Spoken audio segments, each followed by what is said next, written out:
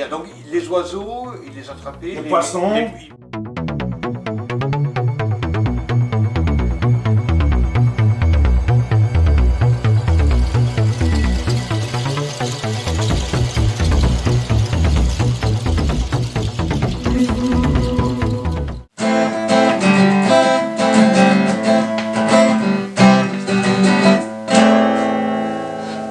Mesdames, Mesdemoiselles, Messieurs, les Arthur doivent être nés sous une bonne étoile.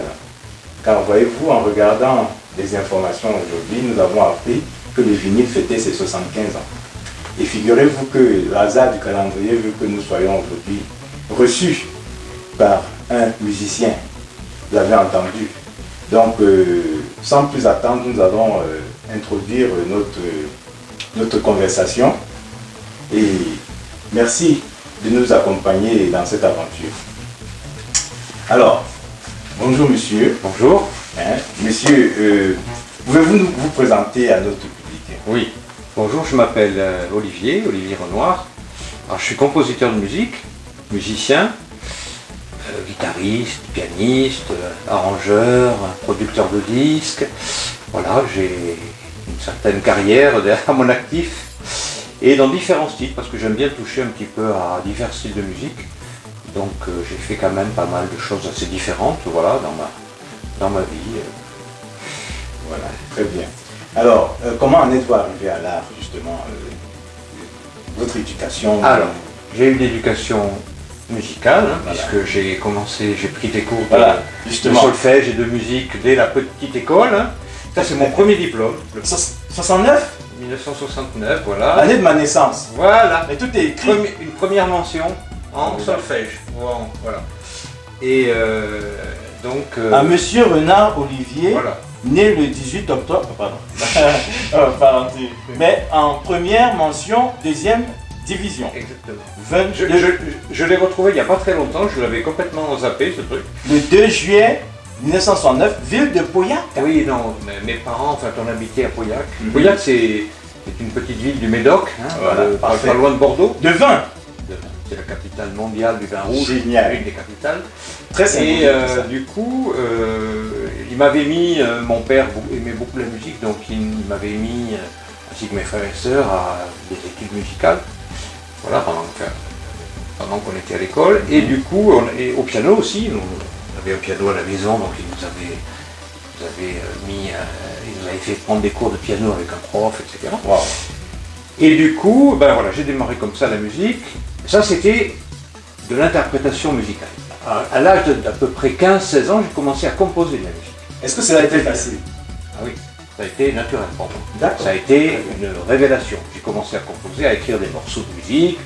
Au début, ben, je tâtonnais un peu, je me cherchais, puis après j'ai commencé à composer des morceaux avec des paroles, des musiques. À 17 ans, c'est ça? À l'âge de 17 ans, j'ai voulu, c'était de la musique assez pop à l'époque, c'était pop rock un peu. J'ai créé un groupe à l'époque, à Bordeaux, puisqu'on avait déménagé, on habitait à Bordeaux après. Donc j'ai créé un groupe qui s'appelait Bolton, j'avais pris des musiciens avec moi, bien sûr, guitare, basse. Quelles sont vos batterie, influences musicales? Alors, je dirais les influences musicales, c'est tous les morceaux que j'écoutais à l'époque, hein, c'est-à-dire globalement j'écoutais tout ce qui... Dans les années 60, on est... Non, 70. 70. J'écoutais pas pour moi les années 60 c'était trop vieux. D'accord, très bien. J'écoutais à partir des années 75, quoi, je dirais. Très bien. Tout à partir de 73, 74.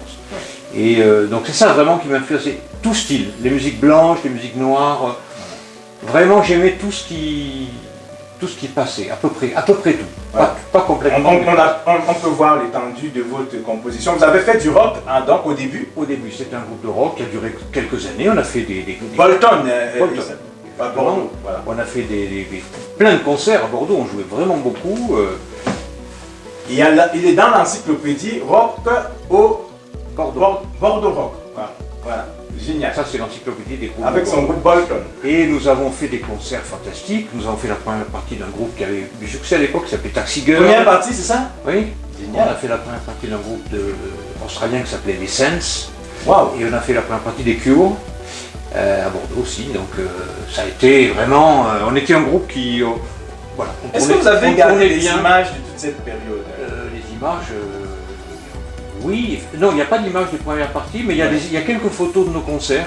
qui Génial. existe. D'ailleurs, il y en a une là. Ah voilà, c'est ça, ok. Il y a- On aura dans le l'occasion d'y revenir. Ça, c'était la pochette de l'album, du 45 tours qu'on avait fait. Ça, c'était avant que je sois, bien sûr, professionnel. J'habitais chez mes parents, je jouais avec des amis et tout. Ensuite, j'ai décidé d'en vivre, tout simplement, de vivre de la musique. Et de, À quel âge? À l'âge de 20 ans, je dirais. J'ai décidé d'en vivre et de venir. Et les parents, qu'est-ce qu'ils ont dit? Pareil, ils n'étaient pas trop d'accord. Ouais. Votre carrière, c'était destiné à quoi, normalement? Je sais pas, mais ils voulaient la musique pour eux, c'était Voilà. c'était pour Surtout à cette c'était époque, pour hein. s'amuser. Voilà. C'était pas pour c'était un loisir. C'était Pourtant, pas- c'est eux qui c'était vous ont pas- initié à ça. C'était pas un métier. Voilà, Votre père. c'est eux, mais ils m'ont initié jusqu'à un certain point. Après, Il y a aussi eu la house music avec alors ça c'est bien après. Ça c'est donc Ouais. je suis arrivé à Paris, j'ai fait KNR. voilà, c'est un KNR, c'est un Connaît un et duo de un duo de house music, Renoir. de deep house que j'ai fait avec un DJ qui s'appelle Jean-Marie Connet, Jean-Marie K, Voilà. qui est très connu, Il est aussi là-dedans. qui est connu dans le milieu de la deep house. Voilà. Et voilà, donc j'aime beaucoup travailler avec lui parce qu'on se complète bien. Lui est DJ, moi je suis Musical. musicien. Voilà, je m'occupe de la partie technique. Lui aussi m'apporte toute son expérience de DJ. Hein. Il joue beaucoup, Voilà. il joue un peu partout dans le monde, etc. Et donc on travaille ensemble. On vient de terminer un nouveau morceau qui va sortir probablement dans notre label,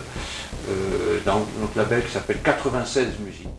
Vous nous avez dit avoir travaillé pendant donc, plusieurs années dans l'industrie musicale.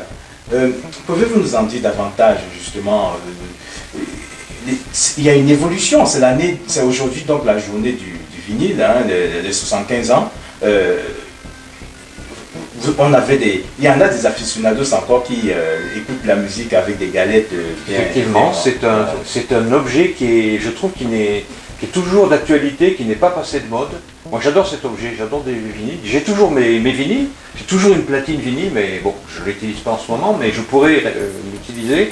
Et c'est un très bel objet avec un grand, on voit des belles pochettes, il y avait des textes aussi à l'intérieur Voilà, des c'est ça. albums. C'était vraiment des beaux objets. Qu'est-ce que ça vous fait, cette évolution-là? Et quand je vais à la FNAC, je vois qu'il y a toujours des vinyles Voilà, qui c'est sont ça. réédités. Moi, mes derniers albums n'ont pas été édités On en est passé vinyle, au CD, ce que je regrette.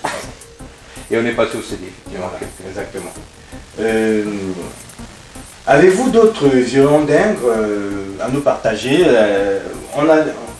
Qu'est-ce que vous aimez? Alors la musique occupe beaucoup de Voilà, place c'est dans ça, ma vie. Hein, exactement. Je compose, j'écris, j'arrange, je fais des mixages. Mais j'ai toujours aimé la littérature, j'ai toujours aimé lire. Lire vraiment, c'est quelque chose de très important pour moi de lire. J'adore ce moment, le soir ou la journée où je peux lire. J'adore ça. Ça me détend, ça me fait penser à autre chose, de voyager éventuellement, c'est Tout à fait. important. Tout à fait. Et puis sinon, qu'est-ce que je fais d'autre? J'ai des activités physiques comme le yoga, par exemple. Je fais du yoga. Ah, D'ailleurs, parfait. j'ai mon cours tout à l'heure. Ok.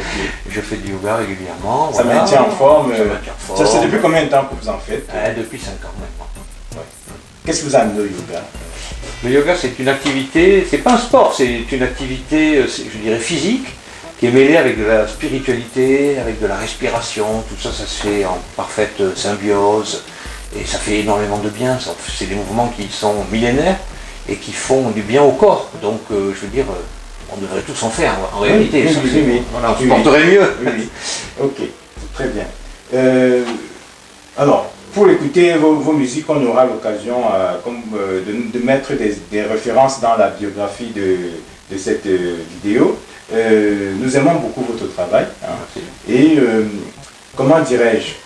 Est-ce que quel est le regard que vous portez donc sur la musique aujourd'hui? Je vois vous avez plusieurs influences, plusieurs styles musicaux. Qu'est-ce que vous aimeriez mettre en avant de plus? Maintenant, ce que je fais, c'est cette année, depuis le confinement, je me suis mis à la musique vraiment 100% électronique, ce que j'ai fait depuis longtemps, mais pas vraiment à ce niveau-là. Et donc j'ai créé une chaîne YouTube cet hiver, voilà, c'est très bien.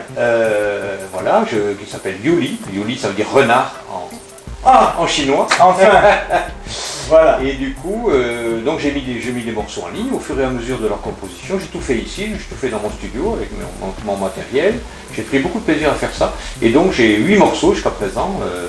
Donc on comprend bien que vous avez un studio à la maison, vous travaillez tranquillement chez vous. Tranquillement. Voilà. Et moi, je voudrais donc, vous m'avez tendu la perche, votre nom d'artiste c'est Renoir. Hein. Oui. Voilà, c'est ça. Est-ce que ça a une signification particulière? Oui, oui, tout à fait.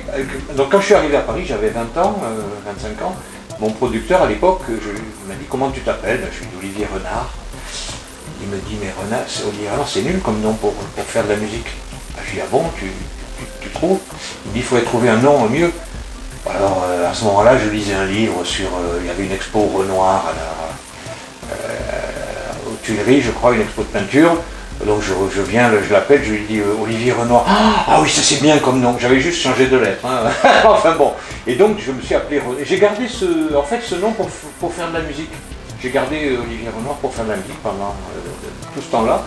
J'ai gardé le nom Olivier Renoir. Et donc la chaîne Yoli, donc la chaîne Yoli, c'est une chaîne de musique électronique. Électronique. Pure, sur YouTube. Électronique, Voilà. sur YouTube.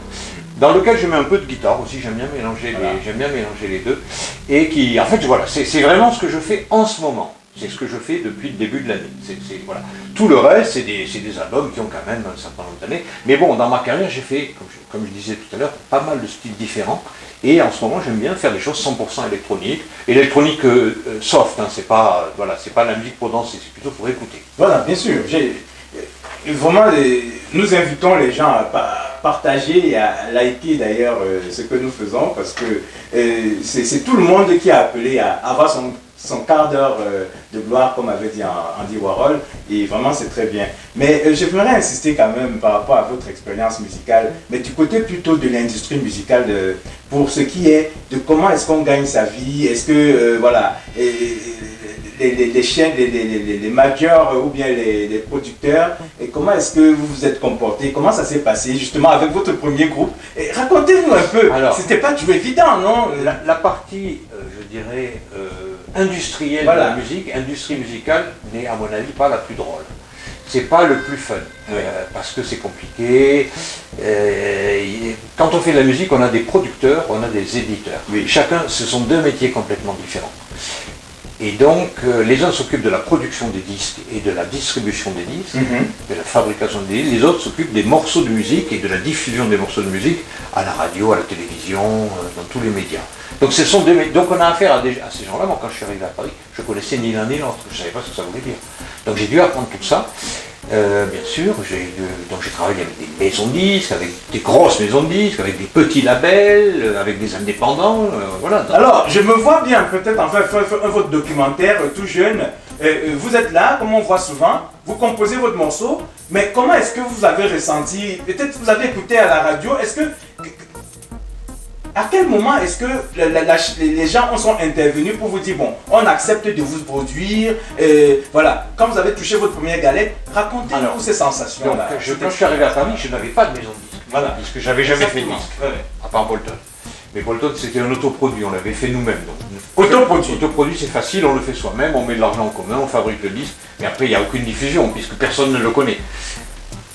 Quand je suis arrivé à Paris, j'ai envoyé des cassettes, puisqu'à l'époque c'était des cassettes, on enregistrait des cassettes avec des maisons de disques. Plusieurs maisons de disques n'étaient pas intéressées, et un jour, quelqu'un a été intéressé. Il a dit, on aimerait faire un disque avec vous. Et là, c'était le début d'une grande aventure. Je me suis retrouvé en studio, et je me suis retrouvé en train de refaire ma maquette en studio, de la chanter, de l'interpréter. Eux l'ont fabriqué le disque, ils ont fait faire... Vous appreniez sur le tas? Sur le tas. Ils ont fait une pochette, ils ont diffusé le disque, j'ai fait des émissions de télé, de radio, etc. J'ai fait la promotion du disque, comme ça s'appelle.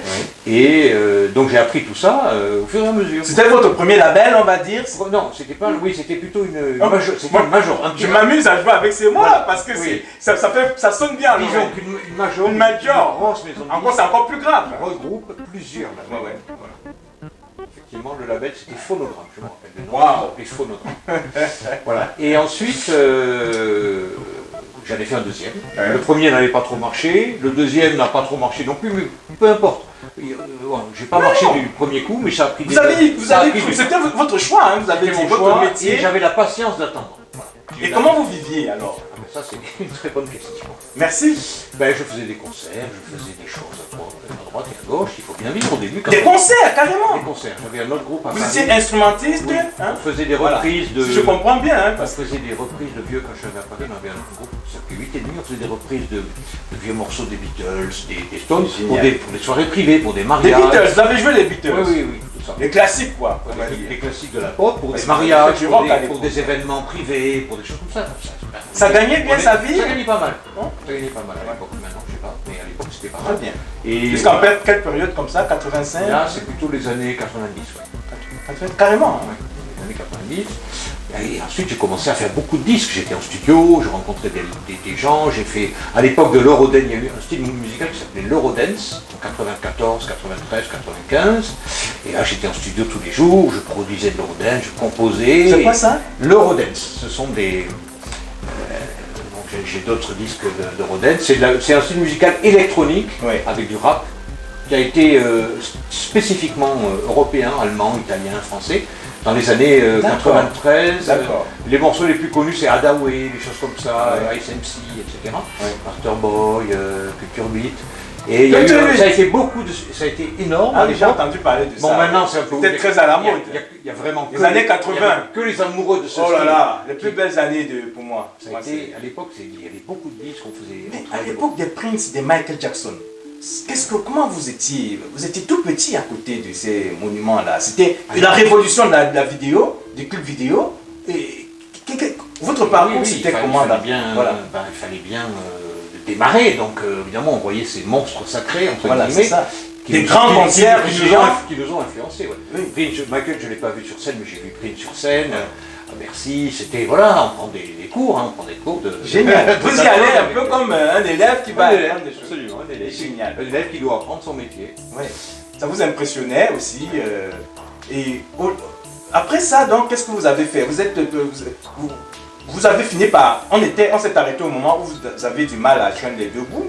Ça a duré quelques années. Après, ça s'appelle les années comment de- ça a de- évolué de alors? galère. Comment on a passé donc à l'époque où ça a commencé Et à ensuite, être... on commence à travailler avec l'un, on commence à travailler avec deux, avec trois, avec quatre, ça commence à C'est-à-dire, marcher, on commence à faire des disques qui commencent à être diffusés. On est à l'époque, il y avait beaucoup de compilations. Ouais. Il y avait beaucoup de compilations. Ah, vous faisiez les maisons de disques se font... Et les disques faisaient énormément de compilations, et donc dans certaines compilations, j'avais un morceau, deux morceaux. Ça vous donnait de l'argent, ça. Allez, La SACEM, c'est ça? ça C'est rapporte, voilà. la maison qui distribue C'est les droits. la maison qui distribue les droits d'auteur. Les droits d'auteur. Les morceaux qui sont diffusés. Comment vous vous êtes senti par rapport aux droits d'auteur? Ça s'est toujours bien passé? C'est Ah ben oui, j'ai toujours apprécié. C'est Non, bien- c'est un système ouais. qui est extraordinaire. Bien organisé. C'est-à-dire que un morceau, s'il passe à la radio, ben, vous avez une petite somme. S'il passe à la télé, vous avez un petit peu plus. S'il passe dans une émission en prime time, c'est beaucoup plus. les sélectionné pour la publicité. Voilà, la Vous publicité, êtes gâté. les publicités, c'est intéressant. J'ai fait pas mal de publicité. Vous avez fait aussi. pas mal de publicité? Ouais,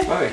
Waouh. Et du coup, c'est grâce à ça qu'on vit. Le système des droits d'auteur permet à des compositeurs ou des auteurs de vivre de leur... Sinon, s'il n'y avait pas ce système-là, Ouais. je sais qu'il y a beaucoup de pays dans le monde qui utilisent le système ça s'appelle la gestion collective des œuvres. Grâce à ça, on peut vivre. Sinon, on ne peut pas vivre de son métier. C'est génial. Génial. Donc on continue. Et vous êtes assis à un moment donné, vous avez dit j'ai accompli, j'ai réussi j'ai eu raison de me lancer. Comment ça se passe alors? Ça se passe sur plusieurs années. Dans mon cas, Voilà. ça s'est passé sur 5-6 ans. Hein. Mhm. J'ai mis quand même des années à douter, mais finalement... Douter, hein? Oui. L'artiste, la vie d'artiste. Exactement. C'est ce que Aznavour décrit dans Ma Bohème. Il décrit les années de vache maigre, Voilà, il c'est décrit ça. qu'on ne mangeait qu'un jour sur deux. Voilà, Exactement. il décrit ça très Exactement. bien. C'est pour ça que j'insiste là-dessus. Et ensuite, ça fonctionne, heureusement, ça a fonctionné, ça a très bien fonctionné, et ça fonctionne toujours, je suis content. Donc depuis des années, je travaille avec des gens vraiment intéressants, j'ai pu choisir les gens avec qui je travaillais. Vous pouvez nous en citer? Oui, oui, beaucoup. Et je travaillais avec les plus grands maisons. Qu'est-ce qui vous vient à l'esprit? J'ai travaillé avec Universal, par exemple, Oh. qui diffusait mes œuvres dans le monde entier, ça Mais continue, d'ailleurs. vos œuvres derrière des artistes, c'est ça? Comment vous travaillez avec? Non, Je comprends pas bien. non. J'ai composé beaucoup de musique. Ce sont des musiques d'illustration musicale qui servent. Ce sont des musiques instrumentales qui servent à la télé ou à la radio à illustrer des reportages, des Formidable. pubs, Formidable. voilà, de la musique de fond, si on peut faire. Formidable. Et du coup, c'est ça qui Ça vous rapporte qui de m'a l'argent, permis ça. de gagner ma vie. Comment est-ce qu'on vous a dit, maintenant on aimerait que vous nous fassiez de la musique pour agrémenter les séances à la télé, des choses comme ça. C'est venu comment? C'est un responsable de chaîne de médias ou de label? C'est ça, on rencontre des gens, des réalisateurs, des producteurs de films, etc., qui vous font travailler, on leur fait écouter ce qu'on fait, ça leur plaît. Des rencontres, quoi. Des rencontres, ouais, absolument. Ce n'est pas... Voilà, c'est ça qui est beau dans le métier d'artiste, c'est qu'on peut avoir justement un parcours en dents de scie, mais il y a des périodes quand même où, avec notre carnet d'adresse, on arrive à se sentir accompagné. Mais le carnet d'adresse, il n'est pas là au départ. C'est Il clair. faut le faire. Vous avez bien décrit dans votre... Vous avez essayé des tas d'expériences. Il faut essayer des tas de choses et puis ça vient. Vos amis du début, alors, qu'est-ce qu'ils sont devenus? Qu'est-ce qu'on dit de toute cette... Alors, cette belle il y a un ami de Bolton qui est construction. devenu, lui, Bolton, il voilà. a fait carrière dans la publicité. Il a eu le batteur de Bolton, il a eu beaucoup de succès, d'ailleurs il continue. Il a monté Le une boîte. batteur de Bolton. Ouais, il a monté une boîte de publicité qui marche très très bien, il fait beaucoup de pubs, voilà. Et les autres, ils ont vécu leur vie aussi. On s'est retrouvés, on a joué il y a quelques années à Bordeaux, on s'était retrouvés. On salue la ville de Bordeaux au passage. C'est votre ville, hein? C'est votre ville. Oui, je suis né là-bas. Voilà, c'est ça. Et donc chacun continue dans sa vie, mais moi ma vie c'était la musique, donc je n'ai jamais quitté cette voie-là. En tout cas, je crois qu'on peut passer des heures à discuter avec vous. Je crois que un jour on fera un direct où vous pourrez poser vos questions parce que vraiment c'est riche. Je savais que j'allais apprendre beaucoup aujourd'hui. Je ne peux que vous inviter à nous encourager par vos pouces, quelle que soit votre humeur, n'est-ce pas? C'est en fonction de ce que vous ressentez, de ce que nous vous présentons. Et de vous abonner à nos chaînes respectives, bien sûr, et de partager, tout simplement. Vraiment, est-ce que vous avez un dernier mot à... Alors oui, les gens qui, j'ai un peu éveillé l'intérêt, j'espère, des aspirants artistes et des auditeurs. Ouais. J'aimerais, s'ils veulent écouter, j'ai des chaînes Spotify, Apple et Deezer, avec mon nom, et ils peuvent écouter beaucoup de choses que j'ai faites. J'ai des centaines de morceaux qui sont sur Spotify, par exemple, que les gens peuvent écouter. Voilà. Est-ce qu'on peut parler de ce tableau qui est là? Ça, c'est un tableau qui a été fait par une amie qui était décoratrice, Voilà. et il y a une bonne vingtaine d'années.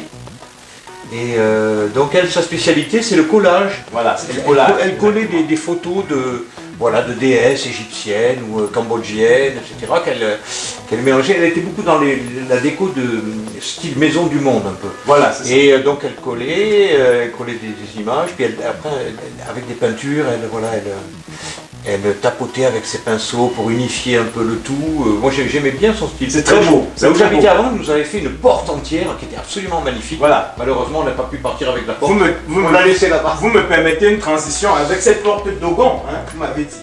Oui. C'est une porte d'Ogon, ça. Ça C'est vient mon du Mali qu'il avait acheté Voilà, au c'est ça. Sénégal, je crois. Exactement. Donc elle avait acheté, elle avait aimé, elle est très lourde. Elle s'était embêtée à la ramener sur Paris. Je l'ai toujours. Et c'est très beau, mais je sais, j'ai pas trouvé d'endroit où il faudrait la mettre en valeur. Il faudrait avoir un mur pour la... Moi je suis fan de ce genre. Alors ça me permet de me rappeler que voilà, nos parents nous ont introduits en Afrique à l'art avec des produits comme ça qu'on avait à la maison, des tableaux comme ça justement avec des scènes qui racontaient des scènes de campagne, de chasse, des choses sculptées sur du bois. Sur du bois comme ça, et vraiment exactement. Et moi, si je dois quelque chose, mes Arthur doivent quelque chose à cette initiation à l'artisanat d'art et à l'art de nos parents, c'est grâce à ces œuvres. Et nous encourageons donc les parents à continuer à mettre des œuvres comme ça dans les maisons, des tableaux. Nous allons, pour terminer, demander à notre artiste de nous jouer un morceau sur son piano et comme ça on va clôturer.